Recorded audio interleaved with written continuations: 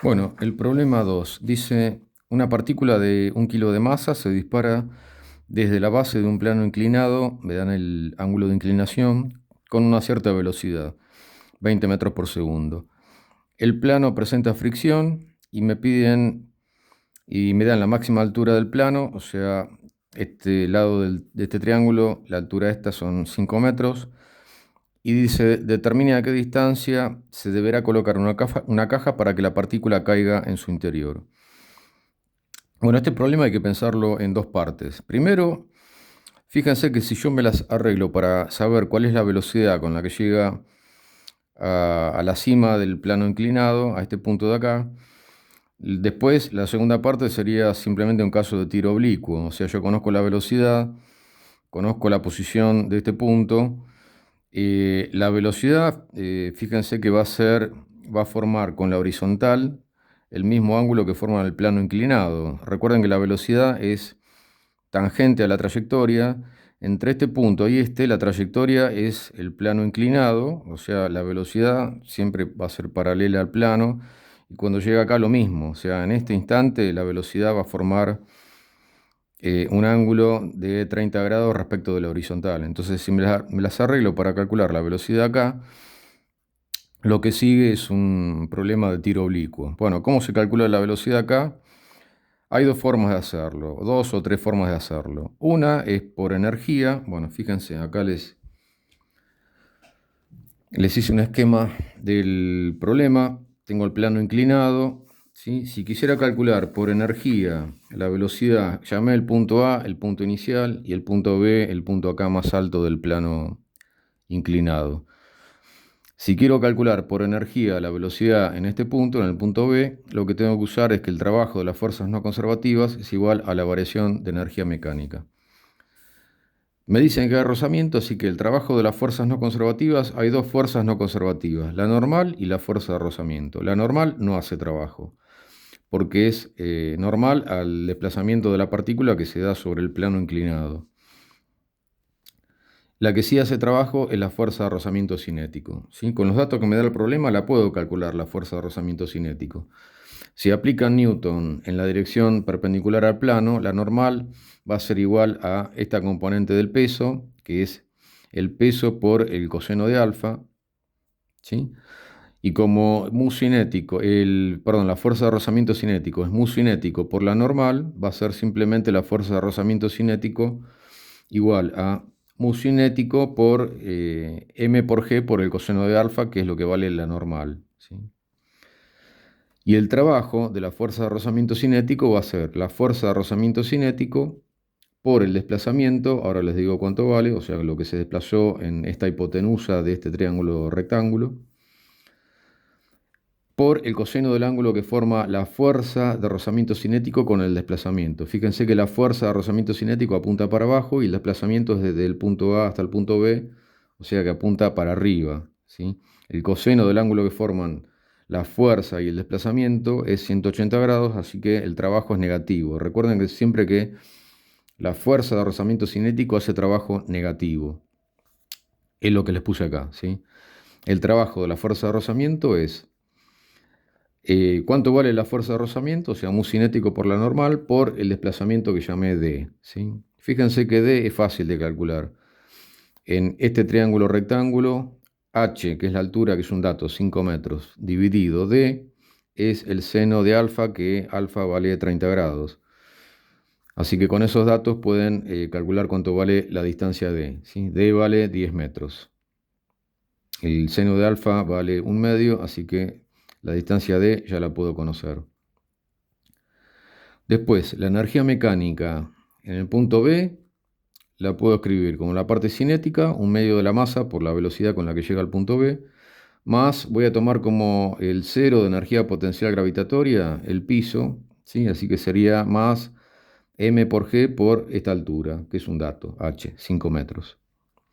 Y la energía mecánica en A también es un dato, la puedo calcular porque me dan la velocidad, que vale 20 metros por segundo, así que la energía mecánica en el punto A la conozco. No tiene energía potencial gravitatoria en el punto A porque justamente estoy tomando como referencia el nivel donde está el punto A, o sea, el piso. Bueno, escribo o reemplazo estas dos ecuaciones en lo que escribí acá. ¿Sí? Fíjense que acá hice, bueno, tengo menos mu cinético, la normal es m por g por el coseno de alfa por la distancia que recorre, que es d, igual a la energía mecánica en el punto B, que es un medio de la masa por la velocidad en v al cuadrado, más m por g por h, menos, perdón, la energía cinética inicial. De todo esto, lo que no conozco es la velocidad en el punto B al cuadrado, ¿sí? O la velocidad en el punto B. Bueno, simplemente paso estos dos términos para el otro lado, me queda esta expresión, y después hago los reemplazos y llego a que un medio de la masa por la velocidad en v al cuadrado es este valor. La masa me dicen que es 1 kilogramo, simplemente despejo la velocidad en el punto B y me da 16,289 metros por segundo. ¿Sí? Este sería el cálculo de la velocidad en el punto B por energía. ¿Hay otra forma de hacerlo? Sí, muchos lo hicieron por dinámica, se puede hacer también. ¿Cómo sería por dinámica? Bueno, fíjense que me fijo las fuerzas que actúan sobre la partícula, ¿sí? Que, bueno, ya las había escrito acá. La normal, el peso, la fuerza de rozamiento cinético. Elijo un sistema de referencia como aparece acá, un eje que llamé el eje X paralelo al plano inclinado y otro perpendicular. En la dirección perpendicular solamente tengo la normal y la componente del peso, que sería esta de acá, y eso vale el peso por el coseno de alfa. Y en la dirección X voy a tener la fuerza de rozamiento cinético, ¿sí? Apuntando hacia abajo porque elegí X positivo para arriba. Y después la componente del peso, que sería esta de acá, también apuntando para abajo, que sería m por g, o sea, el peso por el seno de alfa. Eso igual a la masa por la aceleración. Además, conozco que la fuerza de rozamiento cinético es mu cinético por la normal, y la normal la despejo de acá. Así que la fuerza de rozamiento cinético queda mu cinético por el peso m por g por el coseno de alfa. Si reemplazo esto acá, saco factor común. Bueno, fíjense que aparece menos, menos, después aparece la masa que pasé dividiendo, es la que aparece acá del producto de la masa por la aceleración, la paso dividiendo la masa. Y acá me queda, por un lado, bueno, la componente del peso es m por g por seno de alfa, y después la fuerza de rozamiento cinético es mu cinético por m por g por coseno de alfa. Simplifico un poco esta expresión, fíjense que puedo simplificar la masa. G lo puedo sacar como factor común, bueno, al menos ya estaba como factor común, y me va a quedar que la aceleración vale esta expresión de acá. Hago los reemplazos con los datos que me da el problema y obtengo que la aceleración vale menos 6,73 metros por segundo al cuadrado. ¿Sí? Fíjense que la aceleración da negativa, ¿sí? Como tiene que ser, porque todas las fuerzas en esta dirección están dirigidas hacia abajo. Bueno, ¿con qué velocidad va a llegar al punto B, arriba de todo? Bueno, lo que puedo hacer es, fíjense que la aceleración es constante, ¿sí? Todo lo que aparece acá es constante, el plano no cambia su inclinación, la aceleración de la gravedad es constante, mu cinético también. Así que esto es un movimiento rectilíneo uniformemente variado en esta dirección. Entonces, lo que puedo hacer es utilizar la ecuación que me relaciona la distancia recorrida, la aceleración y la velocidad final e inicial en cierto tramo si se trata de un movimiento rectilíneo y uniformemente variado, ¿sí? Fíjense, d es la distancia que recorre, la velocidad final sería la velocidad en el punto B al cuadrado, la velocidad inicial sería en el punto A, que es un dato que me da el problema, dividido dos veces la aceleración. La aceleración lo calculé utilizando dinámica, utilizando Newton, ¿sí? Entonces calculo cuánto vale la velocidad en el punto B al cuadrado. Lo despejo de acá, ¿sí? Paso B sub A al cuadrado sumando y me queda esta expresión. Hago los reemplazos, fíjense que la aceleración es negativa, si la tengo que poner acá negativa, si no me va a dar mal. Y obtengo que la velocidad en el punto B vale, bueno, esto, 265,35 metros cuadrados sobre segundos al cuadrado, ¿sí? La velocidad en el punto B al cuadrado. Fíjense que si hubiera puesto la aceleración positiva, lo cual sería un error, me daría que la velocidad en el punto B es más grande que la velocidad inicial, lo cual no tiene sentido, ¿sí? A medida que sube, primero que va a adquirir cada vez menos velocidad porque está la gravedad actuando sobre el cuerpo y además también está actuando la fuerza de rozamiento cinético, así que la velocidad en el punto B tiene que dar menor que la velocidad en el punto A. ¿Sí? La velocidad en el punto A, o en el punto, la velocidad inicial es un dato del problema, eran 20 metros por segundo. La velocidad en el punto B me da 16,289 metros por segundo. Fíjense que da igual a lo que obtuve utilizando energía. ¿Sí? Si acá hubiera puesto más, me habría dado la velocidad en el punto B más grande que los 20 metros por segundo iniciales, que no tiene sentido. ¿Sí? Otra forma de hacerlo, y es no pasando por esta ecuación de acá, sería sabiendo que el movimiento en la dirección X es rectilíneo y uniformemente variado. Lo que puedo hacer es calcular el tiempo que tarda en llegar al punto B, ¿sí? Porque sé cuál es la distancia que recorre.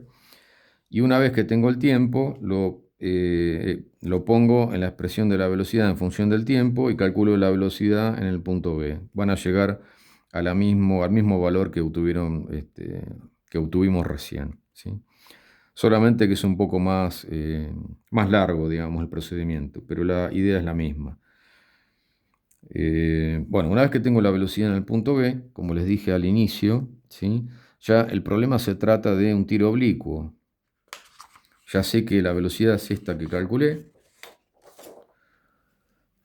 Entonces, una vez que tengo esa velocidad, lo trato el problema como un tiro oblicuo, ¿sí? Para lo cual, fíjense que elegí un sistema de referencias XY.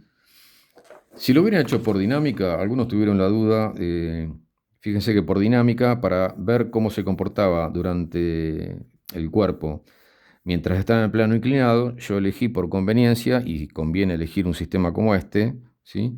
X, Y, X paralelo al plano y perpendicular. O se podría haber elegido X hacia abajo, pero siempre paralelo al plano, porque es mucho más fácil resolver este problema utilizando este sistema de referencia. Ahora, cuando estoy ya en el punto B, ¿sí? Conozco la velocidad, conviene elegir un sistema de referencias como el que dibujé acá, ¿sí? No hay problema en cambiar el sistema de referencias, siempre que tenga cuidado de, bueno, saber cómo escribir la velocidad. En este caso yo sé que la velocidad, como dije al principio, ¿sí? Forma un ángulo alfa respecto de la horizontal, ¿sí? Entonces lo que tengo que tener cuidado simplemente es, como yo calculé el módulo de la velocidad, ¿sí? Anteriormente, simplemente tengo que tener cuidado. Ahora, si elijo este nuevo sistema de referencias, porque me conviene, ¿sí? Descomponer correctamente la velocidad.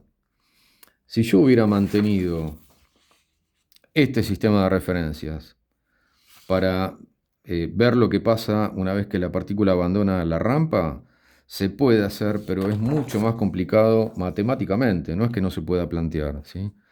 Me conviene, una vez que conozco la velocidad acá, elegir este sistema de referencias, porque las ecuaciones, o sea, matemáticamente quedan escritas mucho más fáciles en este sistema de referencias y no en el anterior. Bueno, fíjense, simplemente escribí, ya sé que si se trata de un tiro oblicuo, en la dirección X tengo un movimiento rectilíneo y uniforme. La posición va a ser la componente en X de la velocidad, que sería simplemente descomponer la velocidad en la dirección X y en la dirección Y. Fíjense que la componente X de la velocidad, esto dividido B sub B, es el coseno de alfa, así que la componente X de la velocidad va a ser B sub B por el coseno de alfa, ¿sí? Bueno, y la posición va a ser la componente X de la velocidad por el tiempo. Y la componente Y, bueno, va a ser, como es un movimiento con aceleración constante y dirigida hacia abajo, ¿sí? O sea, el cuerpo se acelera debido a la aceleración de la gravedad, va a ser, si elegí el sistema de referencias acá arriba de la rampa, la posición inicial es 0. Podría haberlo elegido acá abajo, en cuyo caso la posición inicial sería h, los 5 metros. Se puede hacer y da lo mismo, ¿sí? Yo elegí el sistema de referencias acá arriba. Entonces la posición inicial en I es 0. La velocidad en I sería la componente vertical de la velocidad. Fíjense que la componente vertical de la velocidad, ¿sí? Sería esta de acá. Dividido el módulo de la velocidad es el seno de alfa, así que la componente I de la velocidad va a ser B sub B por el seno de alfa. Bueno, y la posición va a ser esa velocidad por el tiempo menos la parte, el término de la aceleración, que es menos un medio de g por el tiempo al cuadrado. Bueno, ¿cómo calculo la distancia que recorre la distancia horizontal para llegar al piso? Bueno, calculo cuál es el tiempo que tarda para que la coordenada horizontal sea igual a menos 5 metros, ¿sí? Si yo me paré con el sistema de referencias en este punto, tengo que calcular el tiempo que tarda en llegar a 5 metros por debajo del eje X, ¿sí? Este punto está a 5 metros por debajo del origen del sistema de referencias que elegí. Bueno, fíjense que en esta ecuación hago y igual a menos 5 metros, ¿sí? Calculo, bueno, b sub b por el seno de alfa es lo que aparece acá, me queda por el tiempo y después menos un medio de g, uso para g 10 metros sobre segundos al cuadrado, así que un medio de g me queda menos 5 metros sobre segundos al cuadrado por t cuadrado. Me queda una cuadrática en el tiempo, resuelvo la cuadrática con la calculadora o planteo la solución que ya saben para la cuadrática y obtengo dos soluciones. Una que es negativa, esa la descarto y me quedo con la positiva que es tarda 2,1 segundos en llegar al piso. Una vez que ya sé el tiempo que tarda, lo pongo acá en la ecuación de x y el x a los 2,1 segundos, ¿sí? Me va a dar la distancia que va a recorrer, ¿sí? Fíjense que simplemente me va a quedar esto de acá, b sub b, lo que había calculado antes, 16,289 metros por segundo. El coseno de 30 grados me da raíz de 3 sobre 2 y después, bueno, el tiempo puse 2,1 segundos. Y obtengo la distancia en llegar al piso, la distancia horizontal, que son 29,62 metros.